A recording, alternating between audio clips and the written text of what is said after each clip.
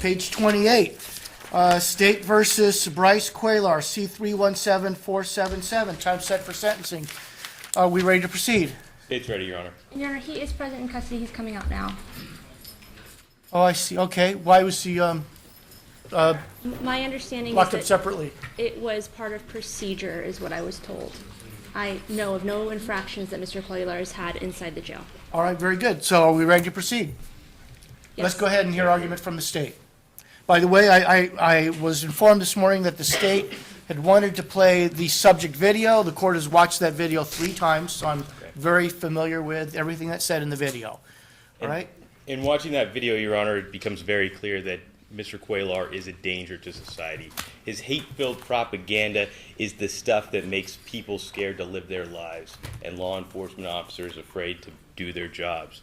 That's exactly what we have here, is a man who uses his words as threats, and there's truth behind those words. Mr. Cuellar is a man that was preparing for action. He was preparing for years, as a matter of fact.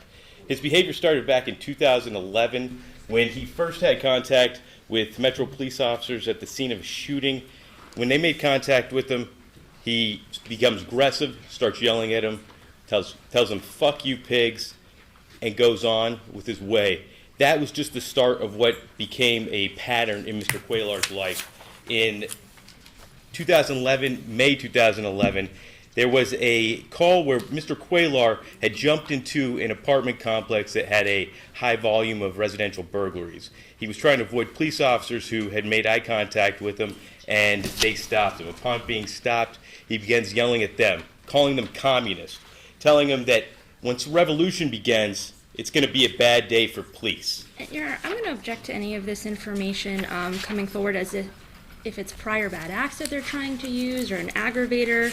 This isn't anything that's included in the PSI report. This just shows the pattern of history. Let me get an offer of proof from the state. Where's this coming from? This is coming from police reports generated by the police departments who he's had contact with in all of these matters, Your Honor. Well, but how do I know that the information you're providing, how do I know the context in which these prior alleged bad acts occurred and what action was taken? It's a lot of argument with no substance behind it, no proof behind it. It's not contained. If it's not contained in the PSI, then defense counsel wouldn't have known you were going to argue these things? Well, they could, Your Honor, because it is contained in the PSI and that it shows he's been arrested and cited for all these offenses. Which is listed right there in the PSI underneath the battery DV conviction of 2016. Though it might not have the exact facts that I'm telling you right now, these offenses are in there. And specifically the one I was just speaking to you about, I see the domestic battery, July of 2016. And right under that, Your Honor, it says he's also been convicted of these offenses. I have obstruction, police officer, false information to police officer, resisting arrest, and these are all misdemeanors, Your Honor. Possession of dangerous weapon, which is the incident that I'm currently telling you about, Your Honor. Well, tell you what, I'll let you argue it, Okay. And I'll give it whatever weight I deem appropriate. Absolutely, all right? Your Honor. Well, the significance of him calling these police officers communists is huge, given that he also lists as one of his activities on Facebook an anti-communist volunteer militia. Mr. Cuellar then in 2012 has more contacts with the police, and that includes him coming to scenes of a fatal accident, trying to film the scene. Once being kicked out or trying to kick him out, he again is aggressive towards officers and is arrested for obstructing. He got credit for time served on that. That's also located in the PSI, Your Honor. That same year, Mr. Cuellar was found to have, and admittedly, started a militia group, the American Revolutionary or Resistance Militia Services, with, by his own admission, 12 members. He stated that they, at that point in time, had 3 to 4 meetings. Then to 2013, he's arrested 2 more times, false info to a police officer and resisting a police officer. In 2014, once again obstructing a police officer, again trying to film the scene of a crime that he's not even involved in, just a pattern of behavior. Then in 2015, on September 2nd, 2015, Mr. Cuellar posted a video on his Facebook that included clips which state, "Arm up America, kill any cops or government agents who try to disarm you." This brings us to 2016. I didn't see that on the video. That was in 2015. This is a pattern of behavior that led up to the video that brings us here today, Your Honor. This is not an isolated incident. The video that brings us here today took place in July 2016. That day, July 1st, 2016, Mr. Cuellar filmed that video inside his apartment. You've watched it. Yes, sir. You've seen what he was saying in there, how he was ready to kill, and showing off his sniper rifle and his AR-15 as the weapons he's going to use to do that. These are not idle threats, Your Honor. And I submit to you that also posted on his Facebook is a large amount of ammunition, if I may approach. Your Honor, I'm going to object to all of this as well, as not being relevant to the video at hand. And it's all been provided to defense counsel. Overrule the objection, but let me go ahead and hear your argument. This right here, 10,000 rounds of Liberty bullets, as Mr. Cuellar called them. This is just sign after sign that this was not an idle threat put out over the internet. These were real threats meant to really scare people and telling people what's going to happen. That at some point in time, Mr. Cuellar is going to take action. And an hour after he posted that video, he did. An hour after he posted that video is when he punched his girlfriend in the face, knocked her to the ground, and began choking her. And by her own statement, he then punched me in the face, threw me on the ground, and proceeded to choke me. He was choking me, and he said, he was going to kill me like he had our pets. He let me go, and I ran. Mr. Cuellar took action that day, and that's what stopped him. Police officers showed up for that battery domestic violence, and that's when he was arrested. So what happened on that underlying domestic violence charge? He pled guilty, and he received a 180-day jail sentence, which he should be serving now, but may have good time credit that has him out on that sentence. Okay. Now, it didn't stop there. After Mr. Cuellar was arrested and in jail, he made contact with individuals on the outside who then began posting things for him on the internet, keeping his YouTube account and his Facebook page alive, and sending out his jail calls over the internet. In those jail calls, Mr. Cuellar talks about how the law enforcement officers involved in this case, and specifically the lead detective, is a demon and possessed, which has absolute significance in this case, given that in his video, he talks about killing Satanists. I don't think it can be any more clear who he plans to kill, who those Satanists are, than when you put it in context and you show the lead detective in this case, he believes, is a possessed demon. This YouTube video was posted time after time, were YouTube videos posted, of Mr. Cuellar calling his individuals on the outside and him telling them his ideology, his ideas, including one most recently on November 1st, 2016, entitled Bryce Cuellar Prepares for Spiritual Warfare. I have a screenshot of that video, Your Honor, and I can direct you to it on the internet. He says, though he was drunk in the video, his whole rant was about traitors in government. And despite being drunk in the video, even now being sober, he says that he doesn't see a problem with targeting traitors in government. The problem is his definition of traitors in government. His definition includes the lead detective in this case, any law enforcement official who has arrested him. The police officers back in 2011, That's not what he said in the video. It's an assumption you're drawing based on stuff that happened after he was arrested. It just goes to show his state of mind. It goes to show what he meant behind the words that he was saying, Your Honor. All right, let me hear more. So, in addition to the videos that were posted online, there was also a rap or a poem that was posted by Mr. Cuellar, and I have a copy of that. Would you say a rapper poem? A rap or a poem. Rap, okay. I have a copy of that, if I may approach. Okay. Thank you. Has Ms. Pensabeni seen this? She has. I provided her a copy. The front page is just a copy of it, and then it goes on. Hold on. She's saying Before we something. go forward, I see a date here of October 3rd. However, Yes. I don't know if it's 2016. And, Your Honor, I would note that on October 3rd, 2016, Mr. Cuellar was incarcerated at Clark County Detention Center. Right. These are his words as posted by his people on the outside, Your Honor. And Your Honor, I don't think that this is something that we can verify at all. We have no idea who's posting it. Obviously, it's not Mr. Cuellar. He's incarcerated. So this isn't a post by Mr. Cuellar because he was already locked up? It's on his Facebook page, and But he didn't have access to Facebook's page while he was locked up? Well, he did, as he was using his people on the outside as I conduits. find that unreliable. I'm not going to rely on it. All right, Your Honor. So, in not wanting to hear anything that was in that poem, I would just submit to you that Mr. Cuellar is extremely dangerous. He is using his anti-government propaganda as a tool to try to recruit people, like-minded individuals, to fight his so-called war, which is absolutely off base and has no place in reality. It risks the lives of civilians in our community and law enforcement, Your Honor. Because of that, we're asking that you sentence him to 4 years in prison. All right, thank you.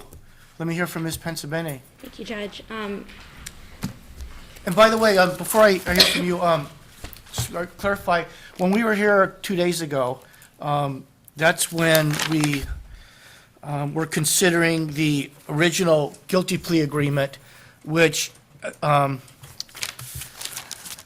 indicated that the defendant was pleading to one count of making threats or conveying false information concerning acts of terrorism, and which carries a sentence of, I believe, 2 to 20. And at that point in time, the party said, well, wait a minute, that's actually inconsistent with the negotiations which, by which the state agreed that they would not seek a sentence more than 48 months, which would entitle the defendant, if you were to get that, to probation consideration after a minimum of 19 months. So that'd be 19 to 48. And the 19 on the low end then would be inconsistent with the low end under the crime charge, which was 2 to 10. That's correct. And so, go ahead. I think that Mr. Dickerson and I are probably the only thing we're in agreement today is that that was incorrect. We talked on the phone about correcting that, and we brought that to Your Honor on Tuesday. So the corrected GPA is an attempt making threats. So you changed the guilty plea to an attempt making threats or conveying false information concerning acts of terrorism, which holds a sentencing range of 1 to 10 years, all right? And so it would not be inconsistent with the sentencing range of that attempt crime for the court to entertain the state's suggested sentence of 19 to 48. That's correct, Your Honor. All right, and so actually that change in the GPA erred to the benefit of the defendant. Correct. All right, so with that, let me hear from Ms. Pensabene. Before I get into the argument, I just want to make a limited record. The PSI this morning, we're relying on the PSI that was created with the incorrect statute. However, the parties agreed to strike that portion of the statute, but we'll still use the PSI.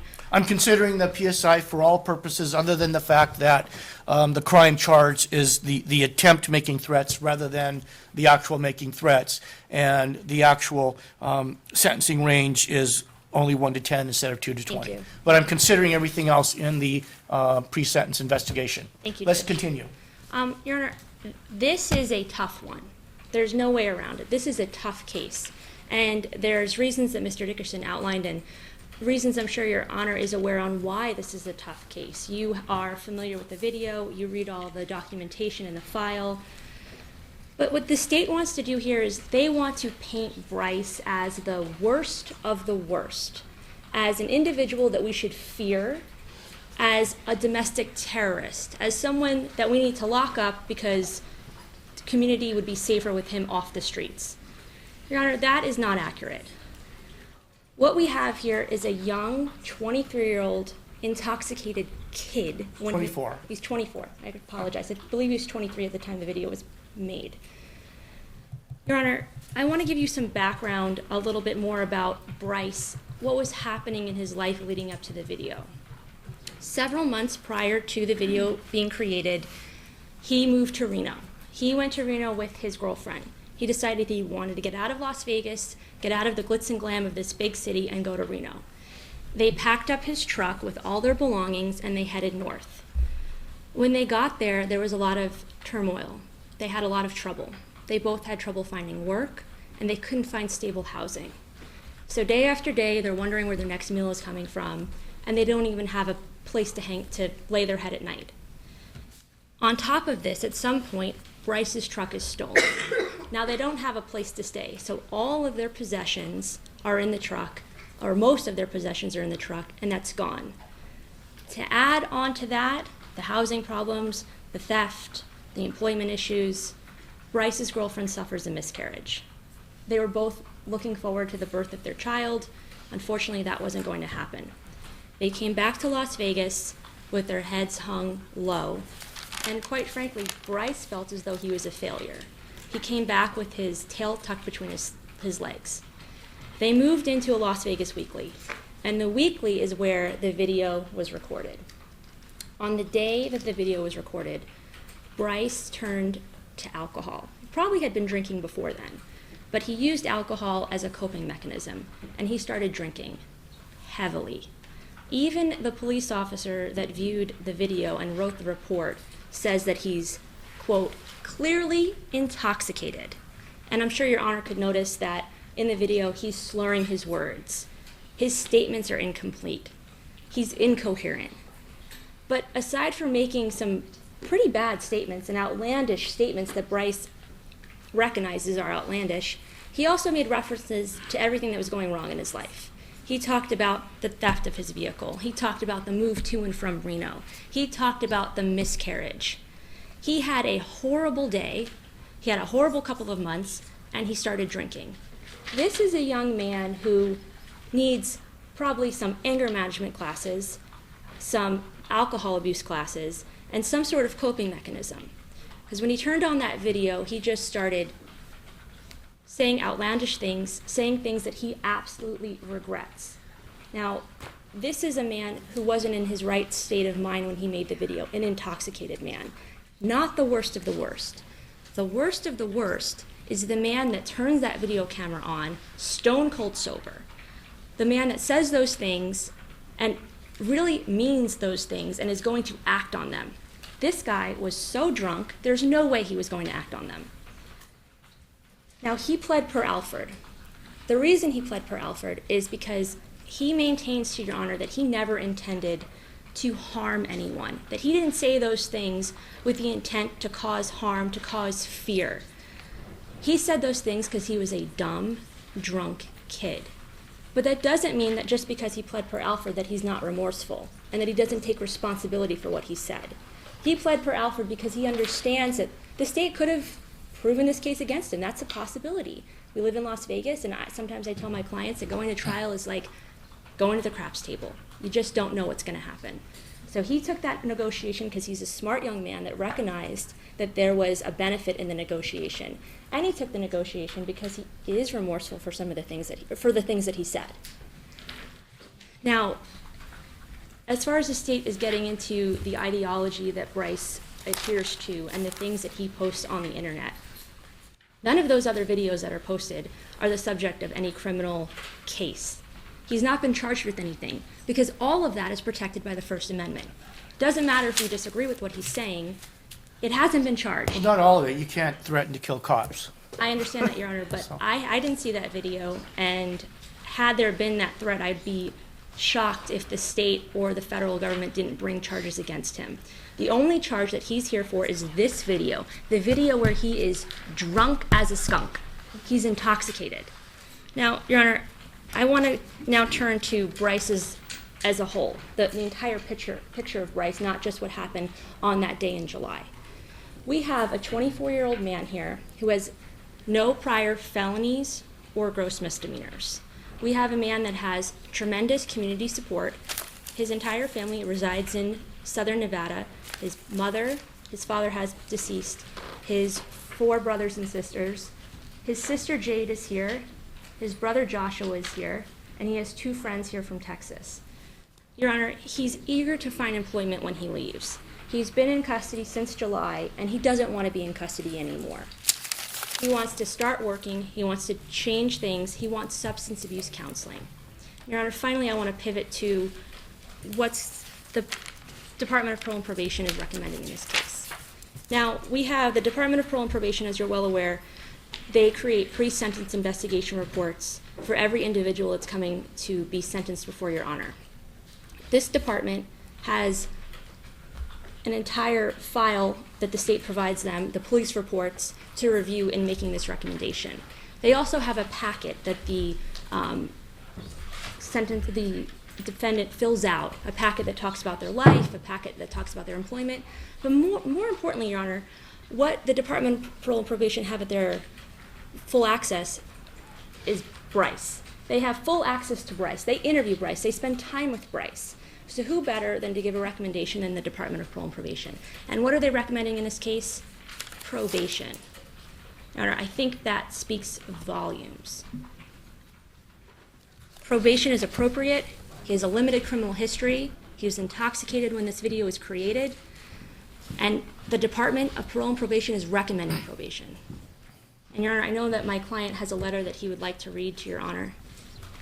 All right, are you finished? I am, unless All right, there's any let questions. me hear from the the court. defendant. This is your chance to be heard towards leniency or mitigation. What do you have to say, sir? Before I begin the letter, I would also like to point out that I was arrested without incident the same day I made the video. About an hour after I made the video, that's when the police officers knocked on my door. They identified themselves also as Las Vagas Metro Police Department. And so I opened the door, put my hands behind my back, and gave myself up peaceably, without resisting, without fighting back.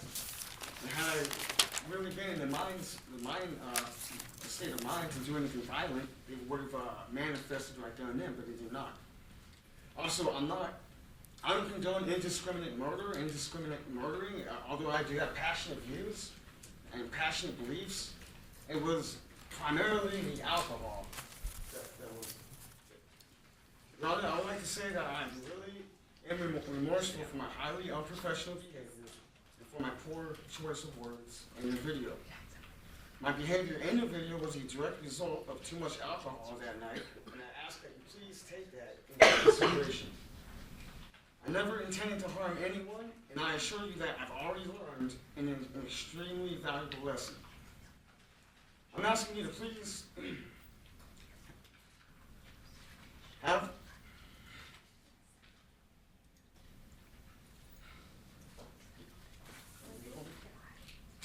I'm going to finish reading the letter. You may. I never intended to harm anyone, and I assure you that I've already learned an extremely valuable lesson. I'm asking you, please have mercy on me and grant me probation so I can return to my family and to freedom.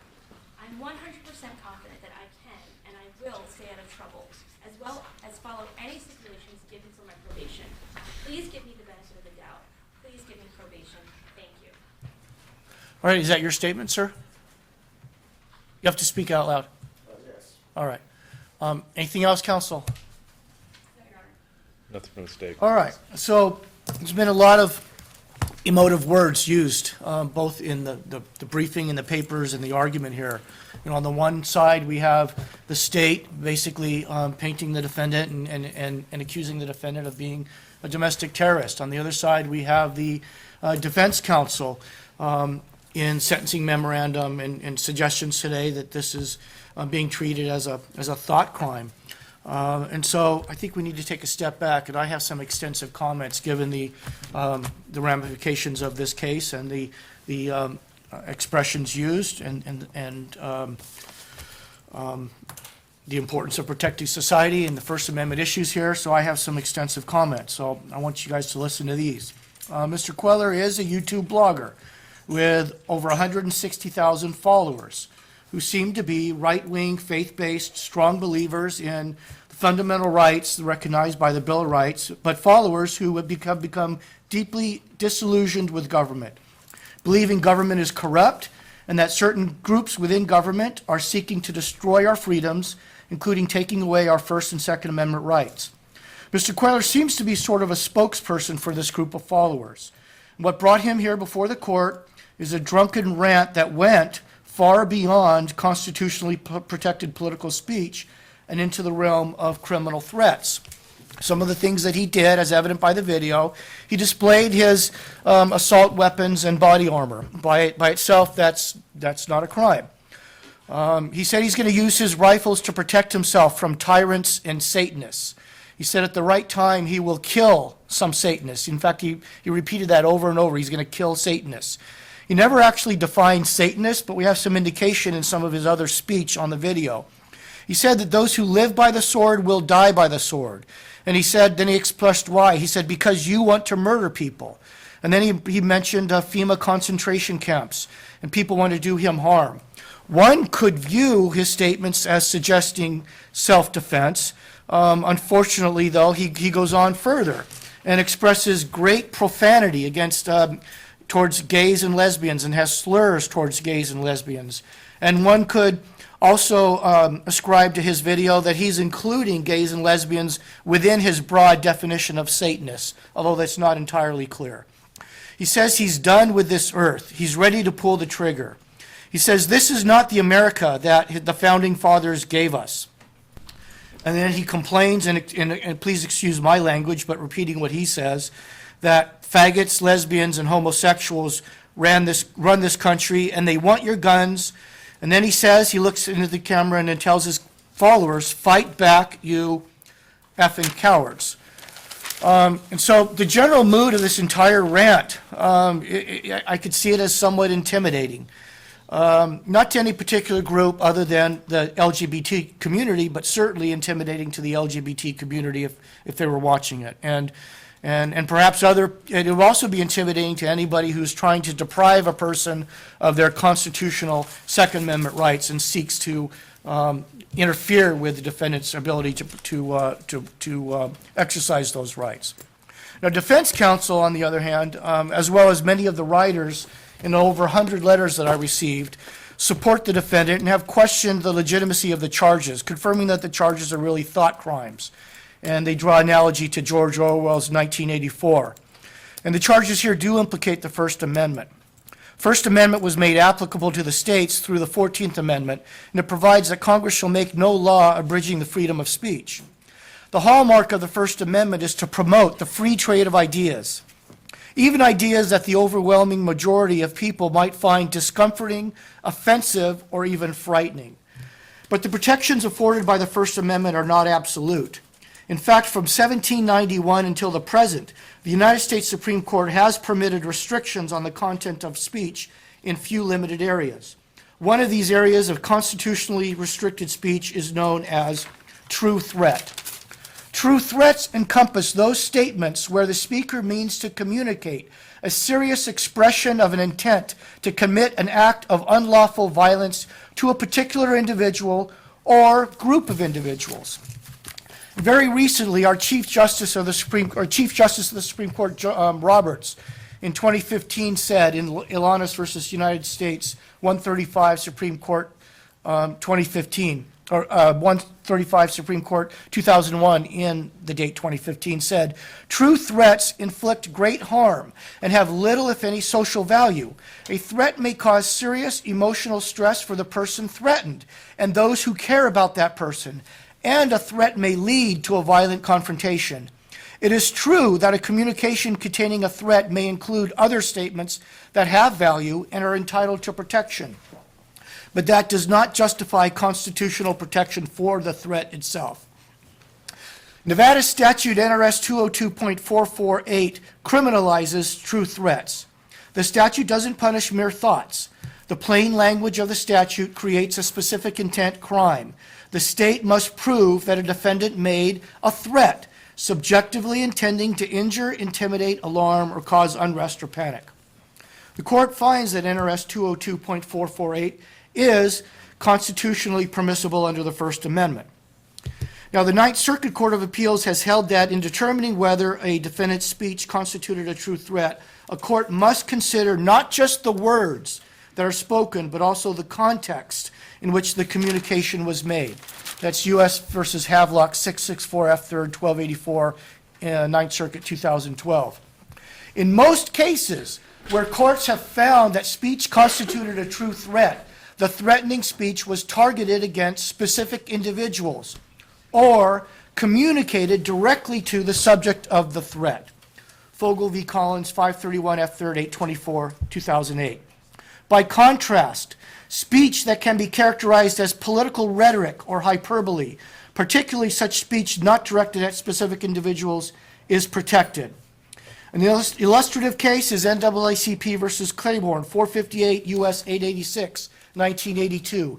In that case, a person said, quote, "If we catch any of you going in any of them racist stores, we're going to break your damn necks." The court held that that language was protected. In this case, we know that the statute is unconstitutional. The video posted by the defendant supports the charges brought against him. The defendant pled guilty, and the defendant has signed a guilty plea agreement. So now the court turns to the specific facts of this case to determine the appropriate sentence. And as required by the Ninth Circuit, I must look at the entire context, not just the words used.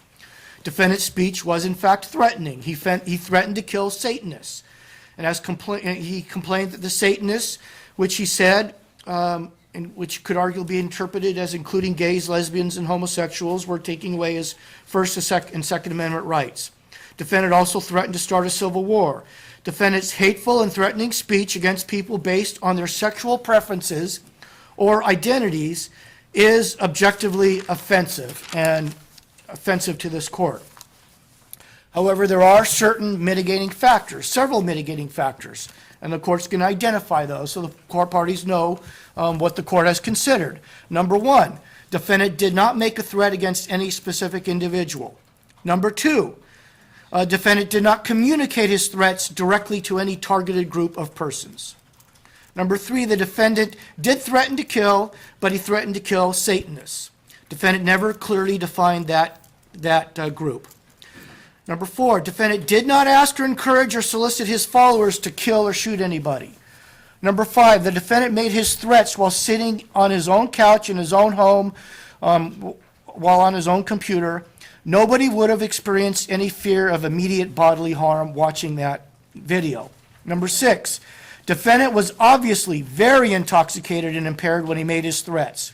This is not an excuse, but it does diminish the extent of his intent to cause harm or distress to others.